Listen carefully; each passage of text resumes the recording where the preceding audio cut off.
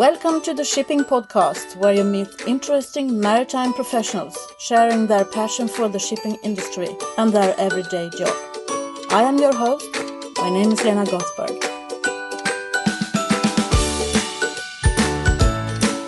Mind the gap between the train and the platform. Mind the gap between the train and the platform. Hi there, Shipping Podcast listeners. Welcome to the 38th episode of the Shipping Podcast.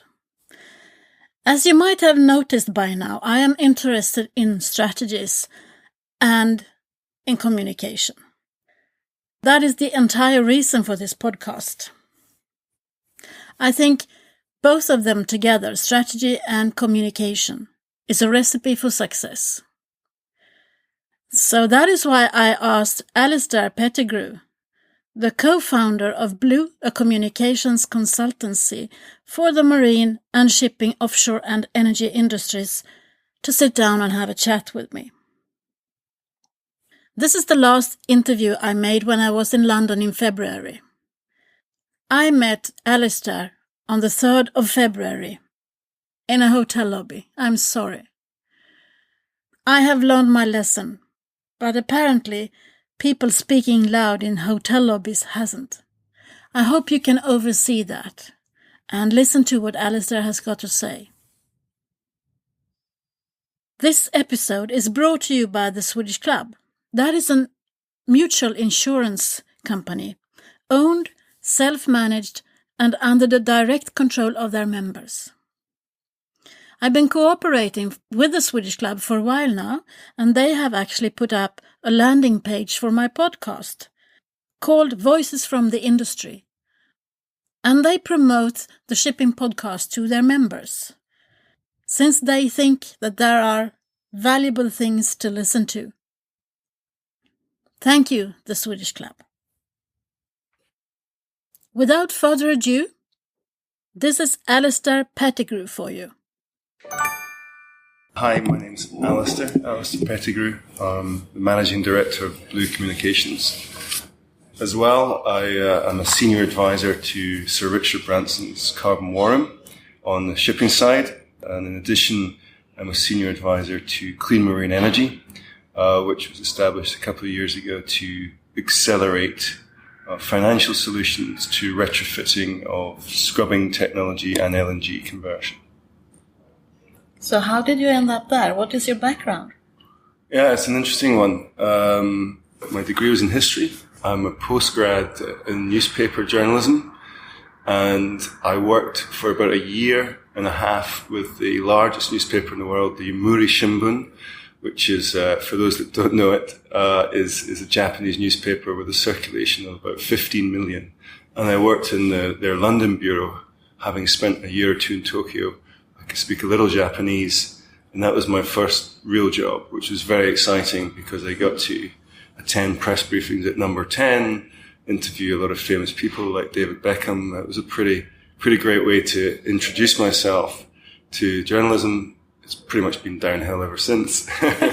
And then sort of got to a stage where I really wanted to write. And so took a job where I was essentially writing on shipping markets, a lot on the marine fuel side for Lloyd's List and other Informa magazines. That kind of got me into shipping and been there ever since. So you got a bug? You never got out of it? Well, yeah, and you kind of get stuck, right? In a good way. And I also think, we all start to specialize after a certain stage in our career. We get to a certain age where, I think if you want to advance your career, specialization is probably a good way of doing that. And then about 7 or 8 years ago, I was working as a director for a company called Petromedia, which owns bunkerworld.com and sustainableshipping.com, which I founded.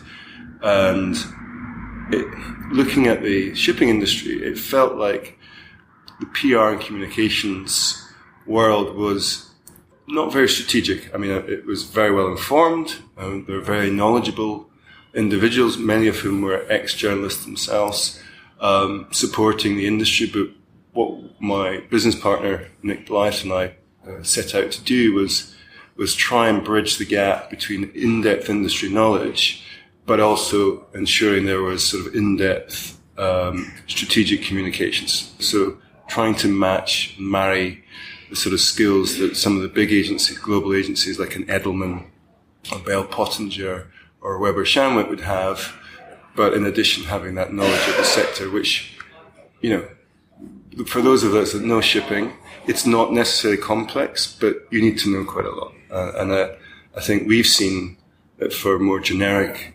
consultancies and agencies, it's a tough market to get your head around. And so far, we've grown very steadily, and I think we've been sort of hopefully proven right in terms of that positioning. Yeah, I agree. There is a reason why I'm asking you to be on the podcast. But I wonder, have you seen any developments in the shipping industry? Are they more interested in communicating in that way now? Or? Yeah, I think there is, no doubt. It's interesting. I think a sort of anecdote is that when I was a journalist, going back a while now, sort of 12, 15 years ago, I used to call Maersk for a quotation, a comment on a particular issue. And I think Maersk would be the first to admit the comment was no comment. And today, my company Blue has worked with Maersk a couple of times. We were thrilled to help them and support them launch the Triple E's back in 2011. And they have, first of all, a very large PR communications unit now, a very skillful one. And that grew, as far as I can tell, within 3 or 4 years. So it was almost like they flipped from the thinking was, let's not comment, let's remain below the radar, to the opposite, which is really looking to, frankly, control the messaging. And through communication and through being transparent, actually shape the brand and reputation that you have. And I think the second change, as well as sort of perhaps companies like Maersk realizing that they were more and more consumer facing, and there was a degree of pressure in terms of some of those shipping companies, particularly the container companies, from their customers, the IKEAs and the Walmarts, to do more. The second piece for me has been the internet. So a lot of our clients are actually companies that supply to ship owners. We only have, I think, 2 or 3 ship owners that we work for. The majority are either associations or NGOs or technology companies or paint companies or fuel companies that supply something to the industry or the offshore sector. And I think that 10, even less years ago, if you were a supplier in a country, let's say like Finland, you tended to supply to that local market. But with the internet, that sort of opportunity to supply to anyone globally has been created. And I think, therefore, the market's become a little bit more commoditized. There's far more choice. And therefore, I think what we've seen at Blue, and, I think hopefully what we've seen in our growth mirrors this, is that companies want to work on developing their brand and reputation. That's a key differentiator now, as there's more choice in the more commoditized market. I think the industry is professionalizing in the way it looks at PR and communication.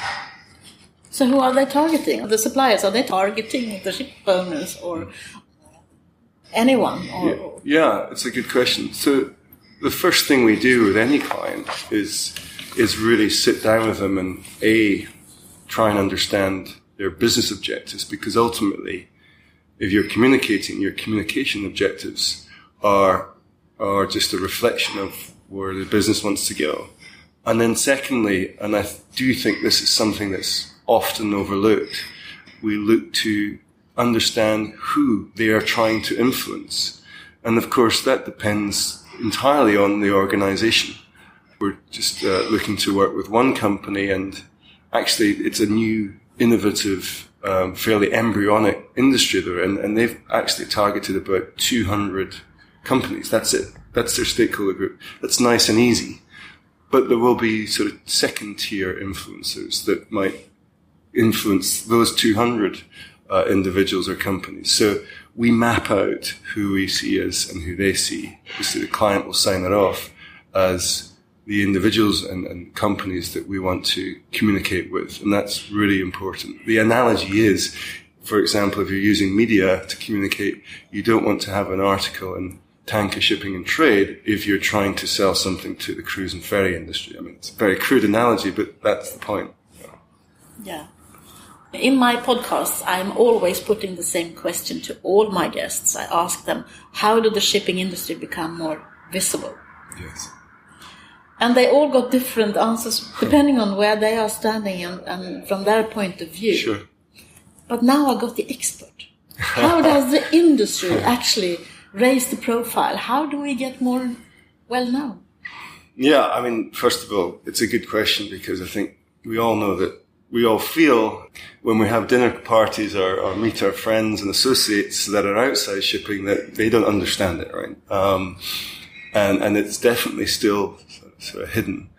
Having said that, I think, surreptitiously maybe and unintentionally shipping's profile has been raised through macroeconomic issues. So obviously, right now we're seeing containers in bulk in particular struggle off the back of Chinese economic woes. We're seemingly seeing more and more coverage. And I guess if I'm looking at in terms of what we do at the media barometer, I've noticed recently a lot of the sort of nationals and internationals, like the Financial Times, for example, covering the woes of the Baltic Exchange. And so I think that's one piece where increasingly shipping is becoming more relevant to a mass market. The second is undoubtedly environment, climate change. Again, if you use the media barometer around COP21, UFCCC in Paris this year, shipping and aviation, albeit they were bracketed in the same portion, were, very much sort of top of the agenda in terms of whether they would be included in any agreement or not. Of course, they weren't. And therefore that will rumble on, I think, in terms of, international, national media covering it, and therefore the consumer seeing what's going on and the public seeing what's going on.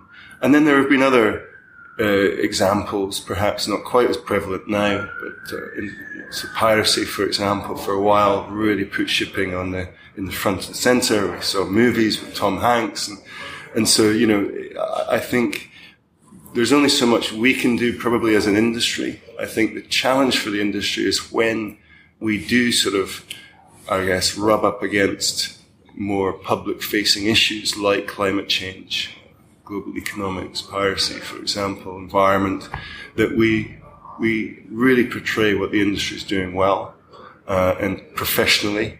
I think, that's something that we tend to sort of, I think, as an industry, I'm stereotyping, often look a little bit insularly, think, so we're brilliant, but if you don't communicate that, then, misconceptions can develop. So it's important to be transparent and communicate generally, I think. If we look upon the situation, where is the next generation? How can we compete with every other industry to get the young people to start within the shipping industry? Yeah, that's a really good question. And I think, as you, I'm sure, know, Lena, from your interviews, there are a number of people that have commented on the sort of dearth of talent, the dearth of sort of training and education, particularly when it comes to crew, for example, bridge officers, captains, and so on.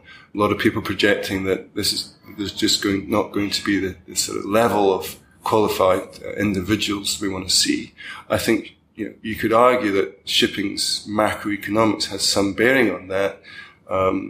Martin Stopford is, for example, is often quoted as saying, shipping is eternally in a cycle where it makes a little bit of money, not a lot, and then it doesn't make any at all. And when you're having to work within those confines as a sector, I think, unfortunately, training, education, staff, the quality of those things probably falls off pretty quickly. So in terms of what we can do, I think, it's easy to say, but we have to completely rethink that business model, that macro business model. How we do that, I'm not the right person to answer, but I think as long as we are on this sort of constant cycle of small profit and then negative profitability, then unfortunately training and staffing is going to be affected. So, because there are so many things happening now, when you're talking about the environmental stuff that is happening and the technical leap that we are taking now, I think there are so many cool things happening in our industry, but we are not good enough telling other people about it. We're so far ahead on things, and they are talking about unmanned ships like the autonomous cars and everything that is going on.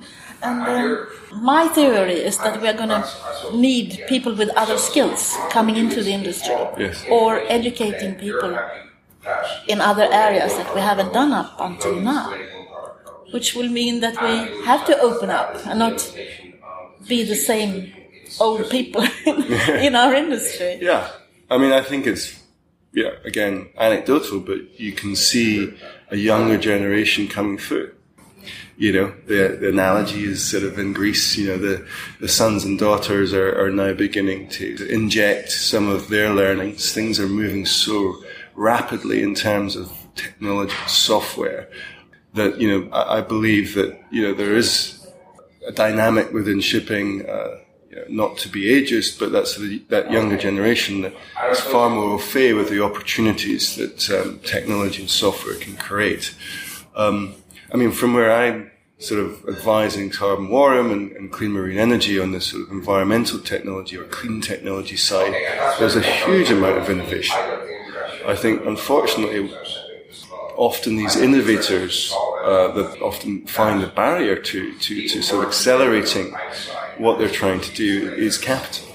And when you have a market that is still really reeling after the recession, not a lot of credit, many assets, ships are indebted, finding capital to invest in, you know, what's still deemed to be sort of fairly esoteric and embryonic technology is difficult. Having said that, one of Blue's clients, Silverstream, they're the geniuses behind the air cavity system, the air bubbles that go under the vessel, benefited from Shell as the charterer of a lot of tankers, investing in their technology, applying it to a Danneberg vessel, successfully running that now for over a year commercially with great savings. And now they have a platform to really hopefully grow.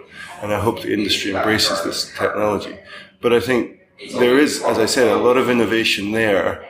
I think, unfortunately, the roadblock might be the lack of credit and capital to really support that. And I think just lastly, on in terms of vessel efficiency, we've seen the benefits of EEDI in the new build sector. So suddenly, you know, vessels coming out of the yards into China, particularly Japan and Korea, are, you know, super efficient compared to their equivalents in pre-recession. 30-40% more efficient in terms of the design of the ship. I think that just shows you the latent opportunity that was sort of lying there. We were building, you know, pretty big and fast and inefficient ships quickly and cheaply prior to the recession. And if something's good's come out of the recession, it's that we're seeing some innovation and some far more efficient ships coming out of the yards. Yeah, I am meeting ship owners who are buying their new generation of ships. Yes. But the banks are unwilling to lend them the money for the new technical green shipping. Yes. Because there is just the same amount of cargo can be carried on that ship. It doesn't mean that they earn more money, but it costs them more money. Yes. And actually some of the work the Carbon Warrum are doing, which is in the public domain, is with KfW Bank in Germany and Nordbank, Norwegian Bank, who both of whom have publicly stated they're increasingly using energy efficiency data to shape the decision-making process in terms of how they invest, not just in new builds, but how they invest in retrofits. And I think as we see energy efficiency, I mean, let's not kid ourselves. The bunker consumption has always been incredibly important, but I think the understanding now of the fact that you can improve energy efficiency by 10 or 15 or 20% by investing in the vessel as a retrofit or as a new build, is feeding into banks' behavioural patterns now. Having said that, these are 2 banks out of many, and so hopefully we'll see. But I understand that the EU Commission have also realized that there is a problem. Everyone wants the shipping industry to become more green.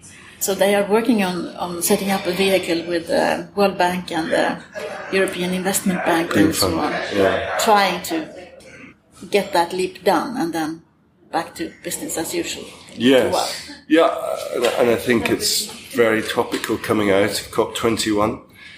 Yeah, it's an area that at Blue we do sort of advise on and spend a lot of time thinking about climate change and environment. And a lot of our clients are very interested in this space.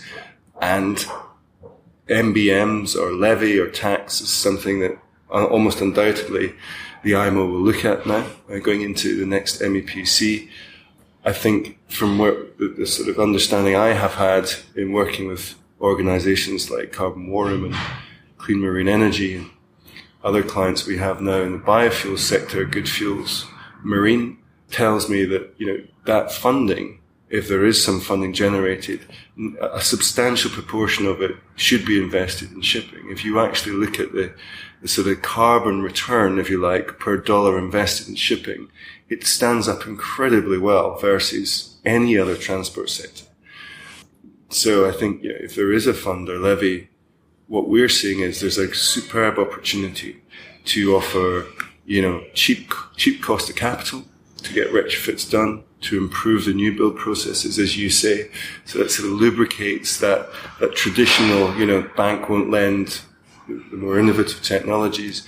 I think also conventional wisdom is shaping up to understand that shipping is going to marry with what UNFCCC has decreed for Annex 1 countries, which is essentially a target of an 80% reduction by 2050. Then the only way shipping can get near that is not through energy efficiency. Of course, we need to do that in the near term by investing in R&D around new fuels. And yes, we have methanol, we have biofuel, but there could well be a fuel we don't even understand or know about. And I think, if shipping is serious about making a seismic leap, as all the members of UNFCCC have at least signed up to doing, then that funding should be reinvested in the industry, at least a large portion of it. Yeah, and I mean, as one of the consequences of the SECA area, I live within that area, and I heard all the ship owners complain, this is never going to happen, or if it happens, it won't happen to me, and so on. But I now see, I've never seen so many new things coming out of their heads, more or less. Innovation. Really? And new things all the time. And also working in a more structured way, together with more stakeholders than themselves. Yes. So bringing in sort of outside minds and lateral thinking. Yeah, and at the same time, you have the authorities. They need to know what's happening and how can we facilitate new rules or rules to be implemented that is sort of in the same line as you are thinking when you are investing in a new ship and so on. Yes. And where are the ports within this? Yes. You have to have the infrastructure for new fuel, like for instance LNG. Yes. It's not really good if you invest in an LNG vessel and there is nowhere where you can actually get the bunker. Yes, it's a high capital expenditure around LNG. So there's so many things happening.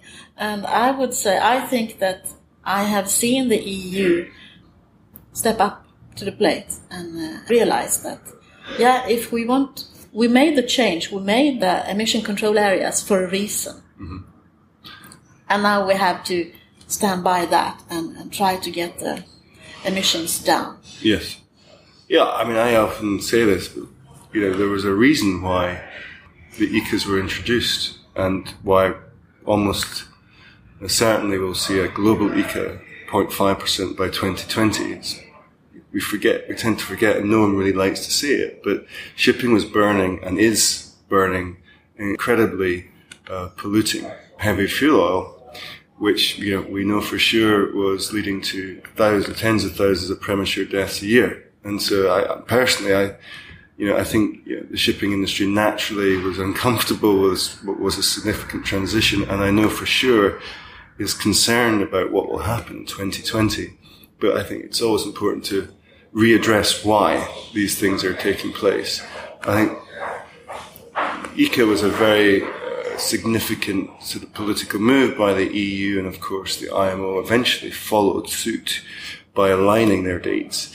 I think the next test is around MRV, where there are certainly the IMO have stated, IMO Secretary General has stated he would like to see a global MRV, and the EU have said we'd like to see that as well. Maybe you have to explain the MRV. Sorry, I beg your pardon. So it's essentially measuring, reporting and verifying carbon emissions. So the EU have stated that by 2018, all vessels entering European Union ports will have to submit this data. And so the IMO have said, we would also like to do this, but there's some significant differences. And I think, so the most major one is that the EU has said they will publicly reveal this information. So anyone, you and I, could go and look up a ship and assess and view its carbon emissions, much like we can when we buy a car. Not a Volkswagen, then. Well, yes, that's very true. Very true. Assuming, yes, that the right procedures are in place to ensure the data stands up. Whereas the IMO have stated they would not share the information. It would be essentially locked away. It would be used within IMO to make decisions and maybe shared with port state control and flag state, but it would not be accessible. So, for example, if you're a ship owner and you want to see what your competitor's doing, that wouldn't be an option. My personal view is, as long as the data is robust enough and that we are comparing, apples with apples, if we're having to compare ships or fleets, then what we've seen and what Carbon Warm have done is that if you want to accelerate change, then data, transparent data can do that. It accelerates behavioural change.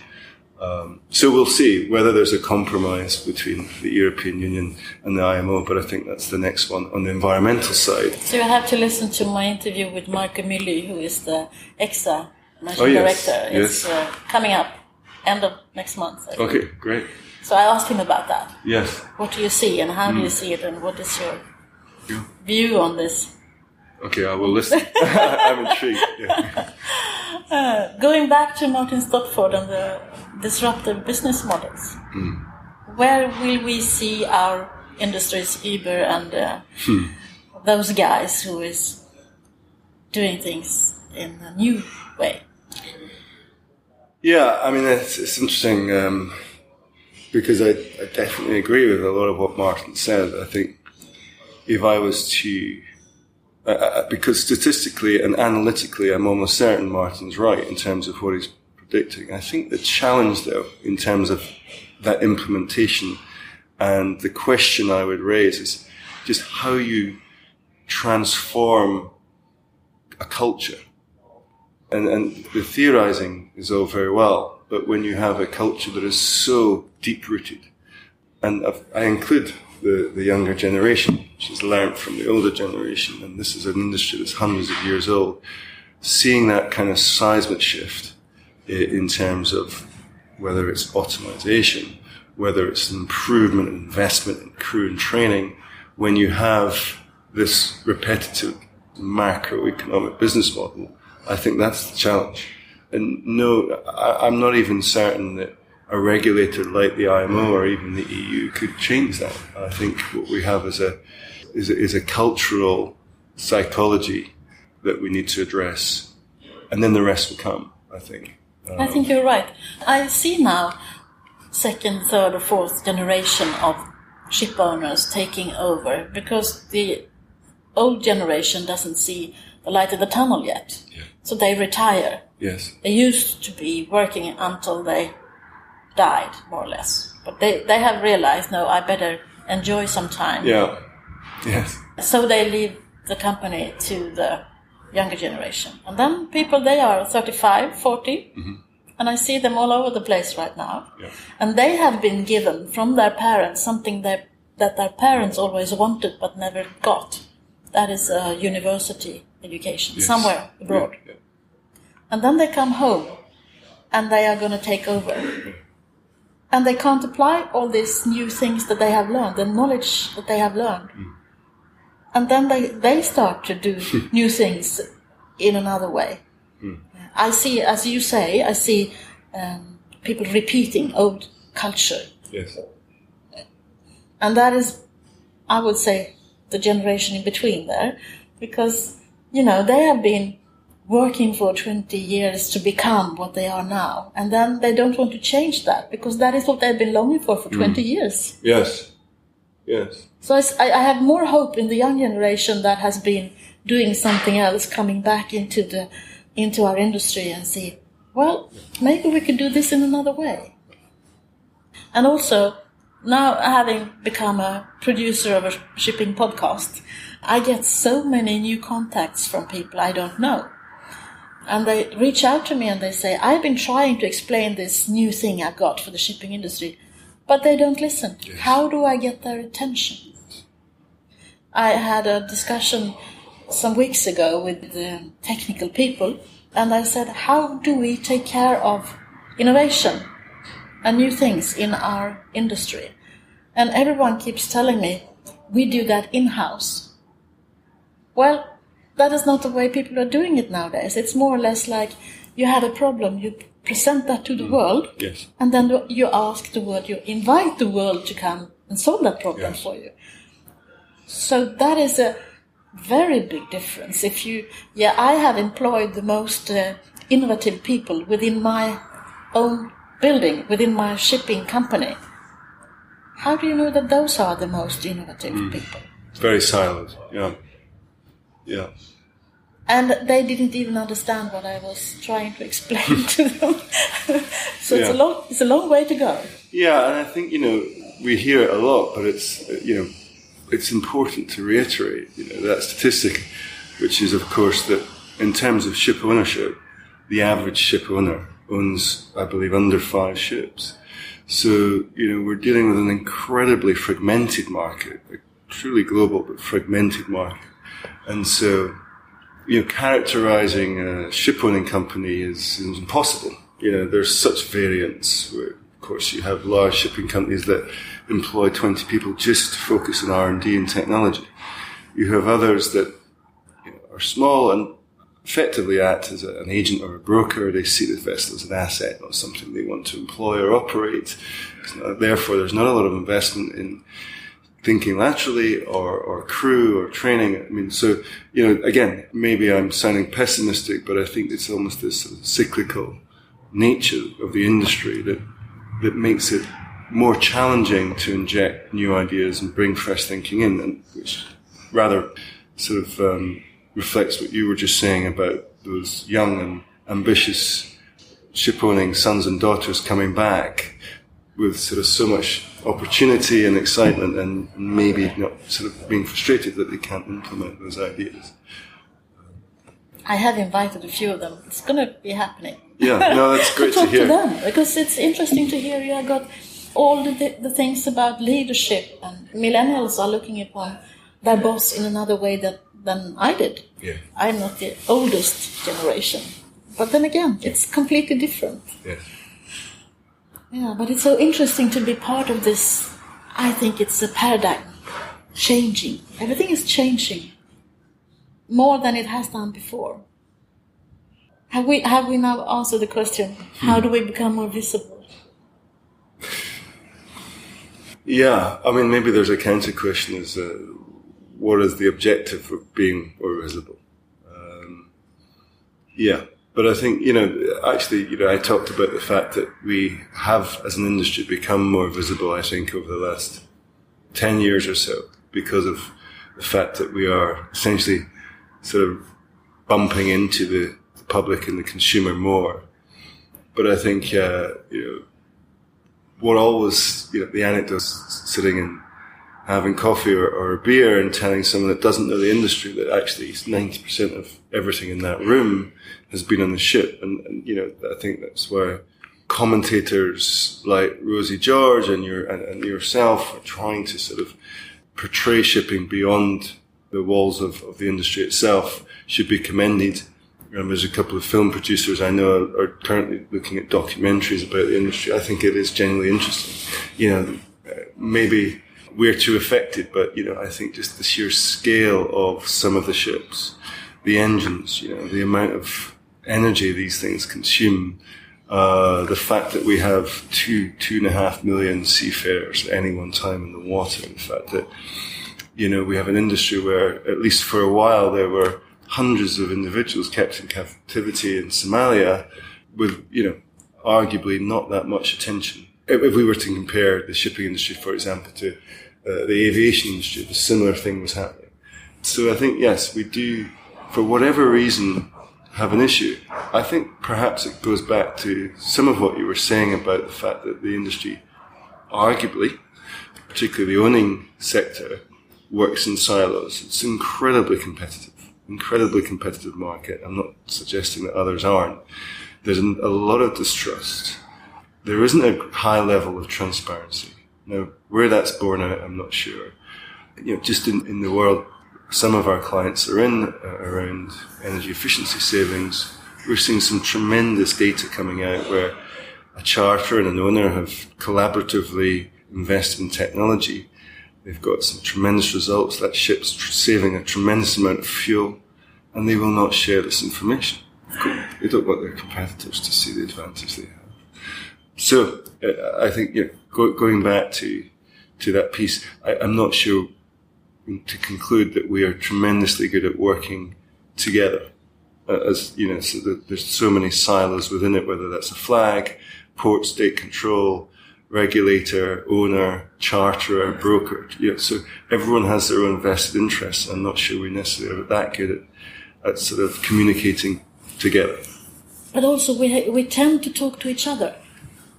We tend to tell each other stories how good we are, instead of telling other people how good we are. Yes. That is why we're never known. It's the equivalent of telling yourself you're brilliant all the time. Yeah, you could talk to a mirror. Exactly. What would be the difference? Yes. And I think there are so many, and that is also one of the reasons why I started this podcast. One, raise the profile. More people need to know that we have the coolest industry ever. Yeah. And you never meet a dull person within the industry. Have you ever met anyone dull within the shipping industry? No, not really. No. Yeah, and I think it's also about the story. I think you're absolutely right, but it's how you tell it. So Blue have worked with the IMO for 4 or 5 years now, supporting their social media campaign around Day of the Seafarer. And what I think they've done so well, and hopefully we've contributed to that, is they've kept the sort of communication incredibly simple. So you're probably aware of the campaign they had, whereby you had to take a picture of anything that had been on the ship, which of course is just about everything. It's nice and easy, but I think it had such a powerful effect. And some of the statistics in terms of, sort of consumer public views of the Twitter feeds, of Facebook and so on were tremendous in hundreds of thousands, which I think shows ultimately the IMO are doing a good job or should be commended for trying to get that message out. But equally, when you have a very simple but powerful message, then that can go a lot further than overcomplicating our industry. I spoke with Jonathan Wishman, who used to be the head of social media at Maersk Line. Yes. And he spoke about that. I think he's really good at spotting the simplicity in things that is a bit complicated. And he was the one who started all these different accounts for Maersk. But then you have the ship owners who look up to Maersk and what they have done. But they don't do it themselves. They don't think it through. They don't come up with a strategy. I think that communication is... I used to be within insurance. Yeah. And those are the soft values of the shipping. It's HR, communication, and insurance. Yes. And I think those are almost the most important ones, more or less, at least HR and communication. Yeah. But it's considered to be the soft values, and it could be left to women even to work with. And I think it's sad in a way. On the other hand, as you say, if there is a small company, maybe I own 5 ships, I can't find the money to put one person in charge of trying to sell my ships on social media, because you are doing everything yourself. Yeah.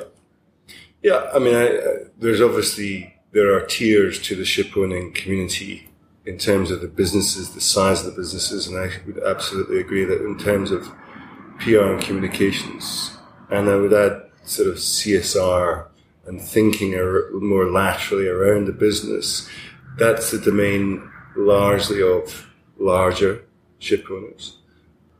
A lot in Northern Europe, of course, increasingly in Asia now, which is now the largest shipowning community.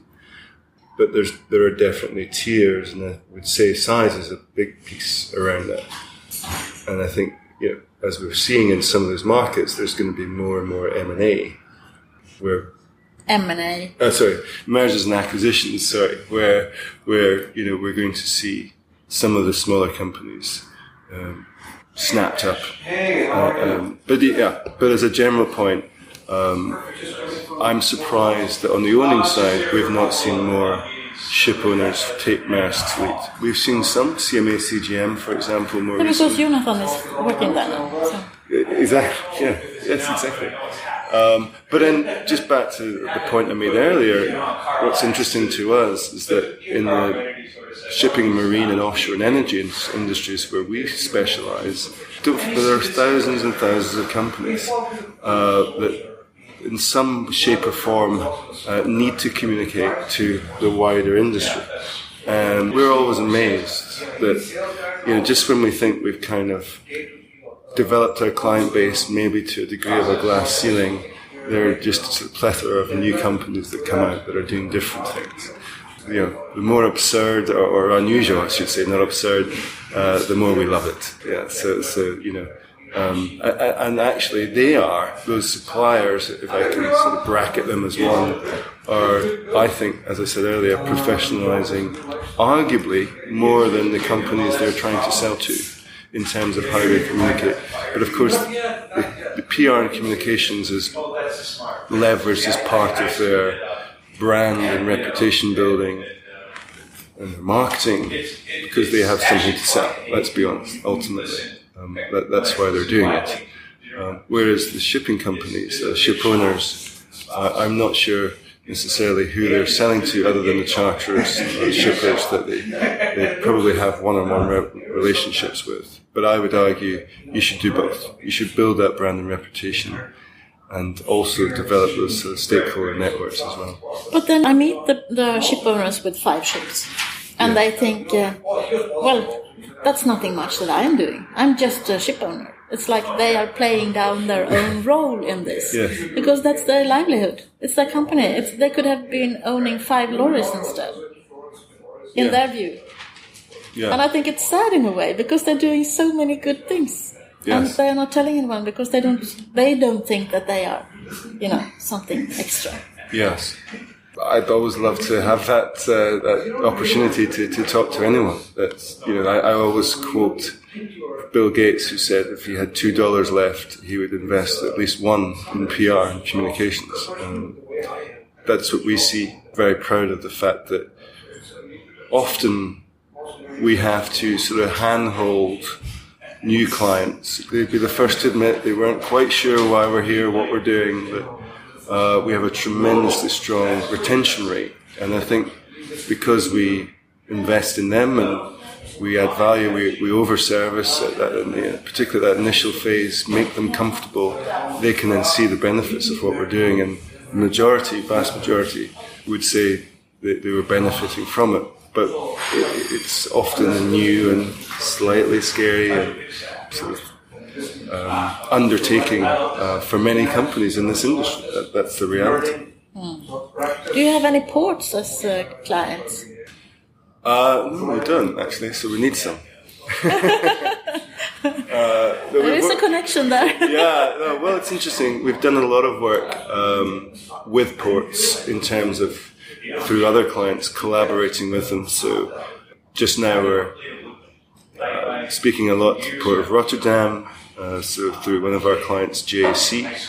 And we worked very hard actually with the Port of Rotterdam back in October to help launch our new client, Goodfuels Marine, which is the world's first marine commercial biofuel company.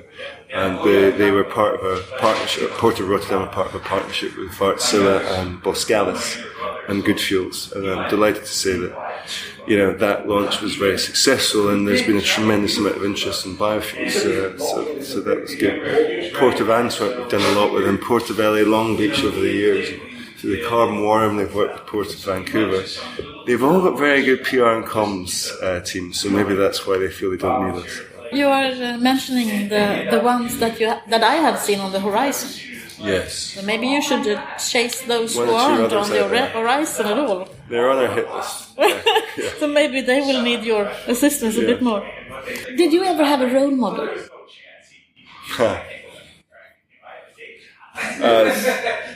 It's a really good question. I do, I think. I'm not sure I ever did, but one of the privileges of working with the Carbon Warm, which was founded by Sir Richard Branson, was certainly meeting Sir Richard Branson, but in meeting the Carbon Warm's current chairman, Jose Maria Figueras, the former president of Costa Rica, and having the privilege of working with him quite a lot, getting to know him, I guess my colleagues would certainly say he was my hero. And I guess one of the reasons why is that, and you talked about it earlier, Lena, we need to continually look outside our industry for fresh thinking and clever thinking and new ideas. Sometimes, those ideas are the best ones. So Jose Maria and Sir Richard, along with Niels Andersen, CEO of Maersk, held an event actually in Maersk at Copenhagen back in 2009 at COP15, and I know he was incredibly inspirational there. He didn't really understand the shipping industry. I'm very proud to say that he very quickly picked it up. Everyone who meets him within the industry is struck by his passion, by his clear thinking. In fact, I think he was in the Lloyd's List top 100 influencers for a couple of years, even though he's not really in the industry. His ability is to take complex issues, I think, and unravel them, unpack them, and find solutions. And then ultimately, his real strength is communication, and how he communicates that. Yeah, so he's probably my hero. So who would you be interested in listening to in that podcast? Who do you think I should interview the next? Yeah, I mean, I think what I would like to see is maybe on the same theme. There are a lot of individuals that meet our industry often or infrequently. And I would love to hear their perception of us. As you say, we often talk about ourselves a lot. It would be fantastic to hear from the likes of Jose Maria, but also other individuals, perhaps from some of the big shippers or charterers, that I wonder maybe see shipping as just a conduit to get their goods from A to B. Of course, it's an important part of the supply chain, but they only see it as one part. In their minds, are we actually as important as we think we are? I always think it's important to seek outside perspective, and that's what I would like to see. Yeah, I have an interview with one of the steel companies in Sweden. And they look upon shipping as one of the different transport modes. Right. So it's interesting to hear. But also, we spoke about the consequences of CETA for them, because it has become more expensive for them. Yes. You wonder why, because of the oil price and whatever, but then again... that doesn't quite stack up. No, so, and there is such a thing as the Shippers' Council, both in the European Shippers' Council and also in other parts of the world. Yes. And I am chasing IKEA. Good. I understand that they transport 300 Triple-E vessels a year. Wow. That's a lot of tables and chairs. Yeah, in flat boxes. Yeah. Incredible. So, yeah, that's going to happen, I hope. Thank you very much for taking the time. You're more than welcome. Thank you for asking me. As I mentioned before the interview with Alisdair, I am rapidly approaching the 1-year anniversary of this shipping podcast. I released the first episode on the 31st of July 2015. I feel very humble and thankful to all my guests, to everyone downloading and listening, and to everyone believing in me. As you heard, Alisdair mentioned me in the same sentence as he mentioned Rose George. Oh my God, Rose is one of my heroes. I feel happy to be able to do what I love. I've grown into this media over the last 1.5 years, and I love it. I love it. I think it's modern.